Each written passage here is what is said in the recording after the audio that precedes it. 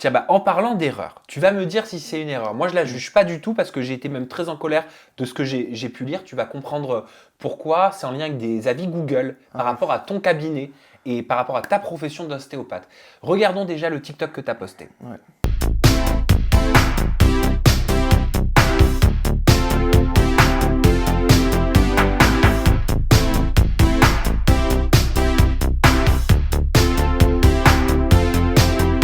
Donc, dans ce TikTok, de façon Ouais. très humoristique, Bah tu oui. dis moi quand je reçois mes Bah patientes, oui. ce que je me dis quand je reçois mes Bah oui, patientes, voilà, en fait, c'était voilà.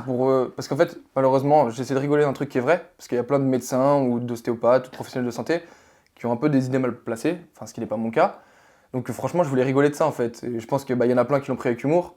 Et malheureusement, il y a toujours des groupes de personnes qui, soit sont des rageux, soit, je sais pas, trouvent pas ça drôle. Moi, je comprends qu'il y a un humour qui soit un peu cru, qui plaise pas à tout le monde. Moi, j'ai pris ça vraiment à la rigolade. Je me suis dit, vas-y, on va faire ça, ça va être marrant. Il y en a plein qui ont rigolé, il y en a plein qui ont pas rigolé. Bah, j'ai noté deux avis que j'ai Voilà. trouvés sur Google Avis et Voilà. je trouve bien d'en parler de Ouais, façon ouais. totalement transparente. Le premier, il est d'une jeune femme qui s'appelle Aurélie qui dit attention, il a très clairement montré ce qui se passe dans sa tête, entre guillemets, lorsqu'il voit une jolie femme entrer dans son cabinet sur TikTok. Ce n'est pas joli à voir, il y a un vrai manque de professionnalisme et évidemment de respect envers les femmes. D'accord. Ensuite, il y en a un autre qui dit pour votre sécurité, passez votre chemin. D'accord. S'imagine des choses dégueulasses et loin d'être professionnel quand il voit ses clientes. Tout ça à cause du TikTok. Ouais, oui, non, mais c'est pour ça. Il y en a une autre, je le lis quand même, c'est Ouais. important, qui dit pour le coup, très bon ostéopathe, je ne comprends pas les avis négatifs suite à une vidéo humoristique sur TikTok, aucun rapport avec son professionnalisme et son super travail, je recommande, merci. Voilà. Aujourd'hui, ces avis restent. Alors, voilà, le problème c'est ça en fait, c'est que bah, du coup les réseaux sociaux, les trucs comme ça engendre un peu de la haine, des choses comme ça, et là c'est cadeau en fait, parce que c'est-à-dire que ces gens-là, je les ai jamais reçus au cabinet. Donc comment quelqu'un, c'est comme si je dis ouais ce restaurant est dégueulasse, et je suis jamais allé manger dans ce restaurant, tu vois. Mais ça veut dire qu'aujourd'hui, on peut laisser un avis sans être allé dans Mais bien l'établissement. sûr, tu fais ce que tu veux, c'est comme pour TripAdvisor, c'est pareil. Tu écris par exemple le concurrent d'en face, l'ostéopathe d'en face, il peut dire ouais il sait pas faire une technique, il est nul. Et c'est un mauvais professionnel, tu vois ce que je veux dire ou pas? Bien sûr. Et là, c'est pareil, c'est des gens que j'ai jamais reçus au cabinet en fait.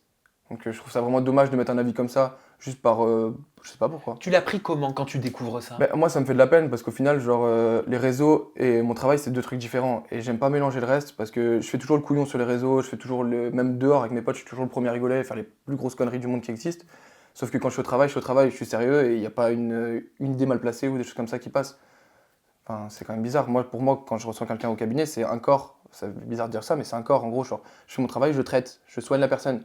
Je suis pas là en train de dire ouais, je sais pas quoi, je vais me la taper ou je sais pas. Ça m'arrive jamais. J'ai Ça t'a jamais fait fait te ça. poser des questions par rapport au réseau? Ben, ça, moi, ça me fait de la peine. Et puis, mais par exemple, ça, ils se rendent pas compte les gens, mais par exemple, moi, mes parents, déjà, ils aiment pas la télé.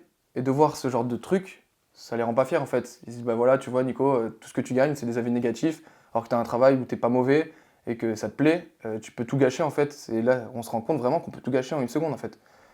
Donc bon après, moi c'est pas grave, parce qu'au final, les gens qui viennent vraiment, moi ce qui m'intéresse, c'est les gens qui viennent vraiment soient contents. Bon, les autres, je m'en fiche, ils sont jamais venus, ils peuvent mettre ce qu'ils veulent, faut se faire son propre avis en fait, c'est comme tout. T'es encore ouvert? Oh, de quoi, le cabinet? Ouais. Bah bien sûr. T'exerces? Bah bien sûr. Non mais malgré la télé? Bah oui.